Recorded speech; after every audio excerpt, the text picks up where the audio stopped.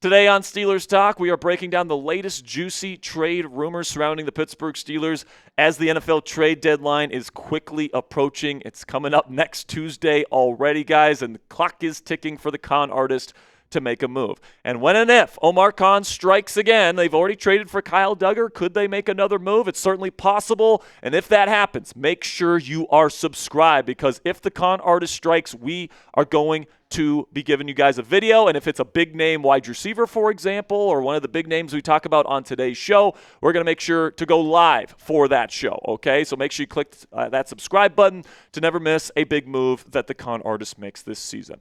All right, so the first thing that I want to talk about here is actually a trade candidate for the Pittsburgh Steelers, where ESPN's Brooke Pryor has named cornerback Darius Slay as a potential player that the Pittsburgh Steelers could trade before the NFL deadline.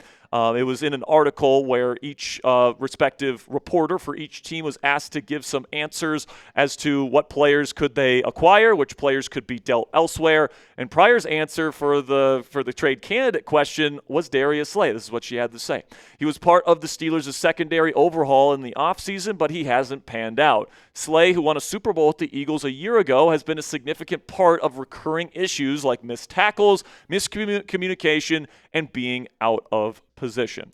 So listen, man, like Slay's film is so bad this year that I don't know if there's a lot of teams that would frankly want him. He's the oldest starting cornerback in the league by multiple years at this point, and he doesn't look fast. He's not doing his job correctly, all that different stuff. But if the Steelers can find a sucker to take him, they should absolutely unload him, okay? Because right now he is, listed as the number 2 corner for the Pittsburgh Steelers and all that stuff. But, Jalen Ramsey's not going anywhere. He's under contract for multiple years, and he's actually a pretty darn good slot corner. And Joey Porter Jr., even though he's still developing, is still really good in press man. So, they're going to keep rolling with him. But, you look at this depth chart, and like Brandon Echols has played a lot better than Darius Slay, in my opinion, on film. I would even, think about putting James Pierre out there over Darius Slay at this point, which is saying something.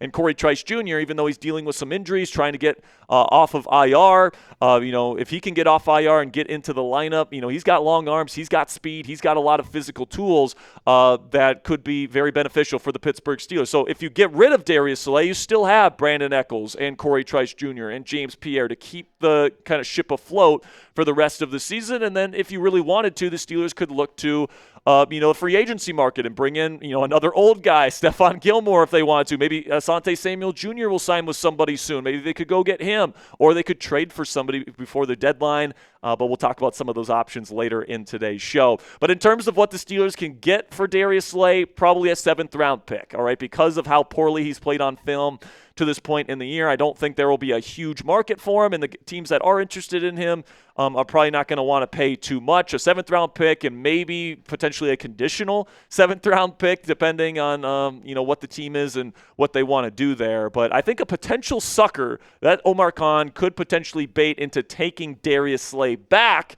is the Philadelphia Eagles. All right, of course, Slay won a Super Bowl in Vic Fangio's defense just last year as their number 2 outside corner, and they've really struggled at outside corner this year with Adoree Jackson. And I know they just traded for Michael Carter, but he's more of a slot guy, and I think that Carter's more of a backup slot to Cooper DeJean, who is their starting nickel right now. So I think they could still technically use, cornerback depth, especially on the outside. And because Slay very recently had success in that defense, and they're trying to get back to that defense being, that level good again, it could make sense for the Eagles to still be interested in Darius Slay, especially for the low price tag of just a 7th-round pick. We know Howie Roseman loves to make in-season trades as well. So this is something that, if you're able to get rid of Darius Slay, I would say the team that is by far the most likely to be interested and actually execute a trade with the Steelers before Tuesday's deadline would be the Philadelphia Eagles. Now let me know what you guys think down there in the comment section. Would you accept this trade if you were Steelers GM Omar Khan? Are you giving Darius Slay back to the Eagles in exchange for a 7th-round pick? Give me an A for accept or D for decline. This will be the pinned comment on today's show. In just a second here, I'm going to let you guys know about our sponsor today at PrizePicks. And while I talk about PrizePicks, type A for accept or D for decline. And with that, let's have word from our sponsor here at PrizePicks. And the hard-hitting football action this season is even better with PrizePicks. The weather might be changing outside, but the feeling of being right never gets old. So keep the season rolling on with PrizePicks by getting $50 instantly in lineups when you play your first $5 today. PrizePicks is super simple to play. You just pick more than or less than on 2 to 6 player stat projections, and if you get your picks right, you could cash in. On PrizePicks, how you play is up to you. If you want flexibility, choose the flex play, where you can get paid even if one of your picks misses. And if you want the biggest payouts and you really know ball, you can go for the power play. No matter how you play, PrizePicks is a great way to put your takes to the test. Join millions of users and sign up for the #1 fantasy sports app in America. So you guys can take a look at my PrizePicks lineup here for this weekend's professional football action. I'm taking the more on Jahmyr Gibbs rushing and receiving touchdowns there. I'm taking the more on touchdowns for DK Metcalf, which is a demon right there, by the way. And I'm taking the more on Josh Allen passing yards. So download the PrizePicks app today and use code CLNS to get $50 in lineups after you play your first $5 lineup.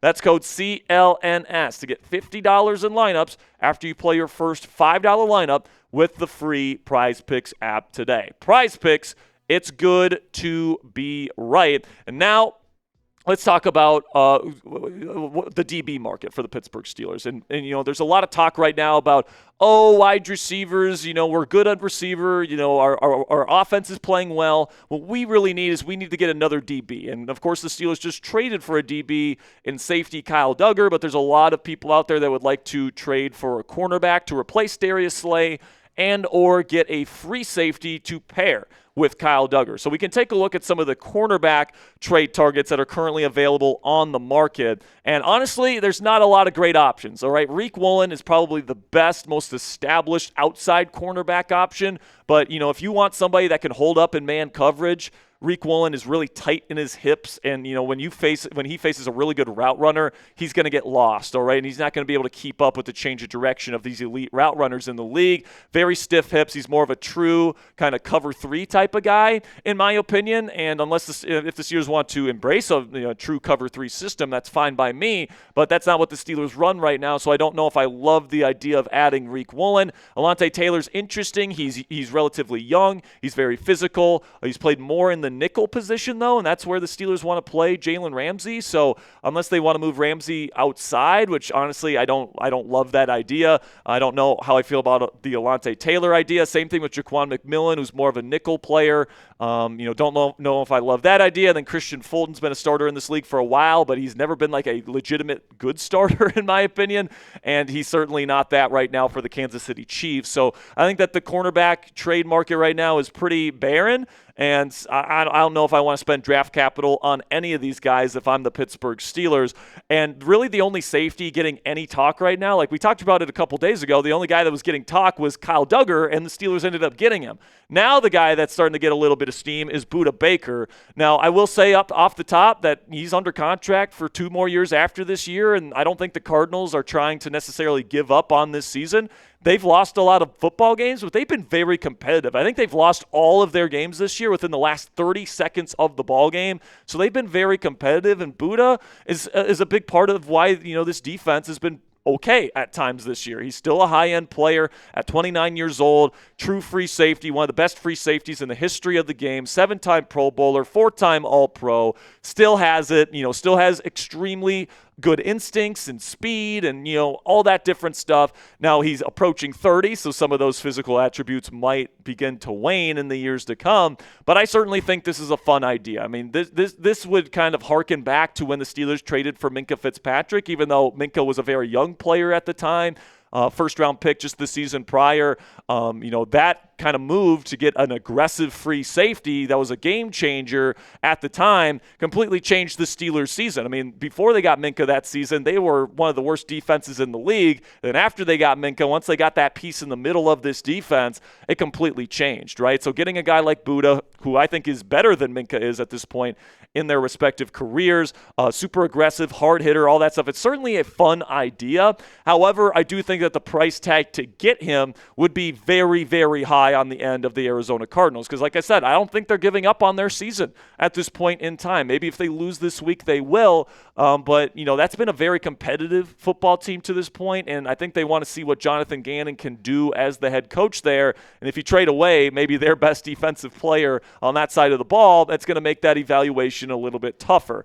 And I guess that they'd probably want like a day 2 pick if they're going to unload Budda Baker at this point. Now, in terms of like the pure player that Budda is and the position that he plays being a low-value position, I don't know if that's necessarily worth a second or a third round pick, and I also don't think that the Steelers are too interested in dealing anything more than like a 4th round pick for players at the deadline. I think they like the fact that they have 4 picks in the first 3 rounds, and they want to save those picks to get some high-end young talent to fill this roster out next spring. So, Budda has had a pretty decent season to this point, still has yet to get an interception, but he's still flying around, still playing with good instincts, and teams are generally avoiding him in his area of the field. So, I mean, if you can swing something, great, but I probably wouldn't hold my breath about a trade regarding Budda Baker. Also, I'm pretty intrigued with what Darrick Forrest can bring to the table. I know, people at home are probably laughing at me for saying that because, Darrick Forrest has not been a starter in this league really since 2023 when he had that shoulder injury. But before that injury, man, he was such a good player, in my opinion. He was all over the place, making plays. He's got good long speed, and the shoulder injury is not going to affect that. He's only 26 years old. He's got really good ball skills, had 4 interceptions in 2022, 9 PBUs, multiple forced fumbles. He's a hard hitter. If you're looking for somebody to be a true free safety here in Pittsburgh, down the stretch, I think Darrick Forrest, if he can show some good things in practice in the weeks to come, could get a helmet. And then if he gets an opportunity to play, I would trust him more than Juan Thornhill or Chuck Clark in that post safety spot. So what's your offer? Let me know down there in the comments section. How high of a draft pick would you trade for Budda Baker? I think the Steelers would be willing to give up a 4th and maybe a player, but that would be about it. Let me know what you guys think down there in the comment section. How high of a draft pick is Budda Baker worth? Now, we'll finish up here with some wide receiver talk.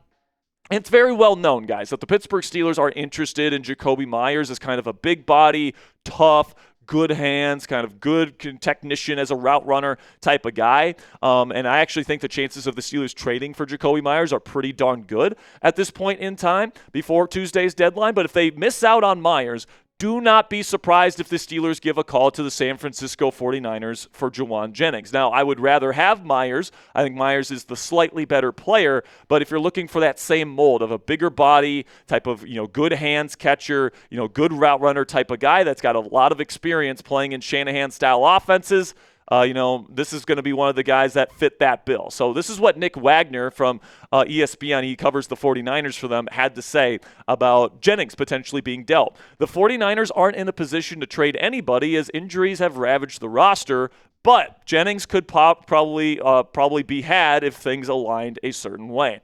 Those conditions would include the Niners getting the likes of Brandon Ayuk with the knee injury and Ricky Pearsall with the knee injury back healthy and not losing any of their other healthy receivers to injury. Jennings is in the last year of his deal and requested a trade in training camp.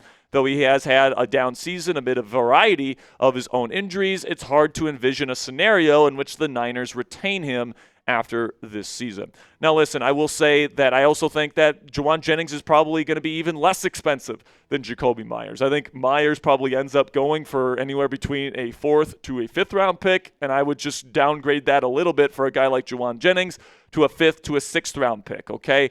I think they're very similar types of players. I think Meyers might be slightly more dynamic than Jennings is, but with all the injuries that the 49ers had in the wide receiver room last year, Jennings stepped up and had the best season of his career. Like, he was really, really doing some good things, and if you're looking for a great run blocker that can come in 12 personnel, if you're looking for somebody that can run good routes to the short and intermediate levels of the field, somebody that can catch the tough catches over the middle of the field, if you can't get Jakobi Meyers, Jauan Jennings might be your guy. And I think the price tag for him would be somewhere between a 5th and a 6th round pick, and that's, I think, something that would be perfectly fair. The Pittsburgh Steelers have multiple draft picks and a number of draft picks on day 3. So if the price tag to get Jennings is a 5th round pick and Jakobi Meyers, say, goes to the Buffalo Bills or the Denver Broncos or somewhere else, that is certainly a price tag I would be willing to pay. But some other potential wide receiver targets to keep your eye on here: Calvin Ridley. I think that the chances of the Titans trading Ridley are better than people think. Their season's completely done, and I'm not sure if they want to keep an expensive Calvin Ridley on the roster.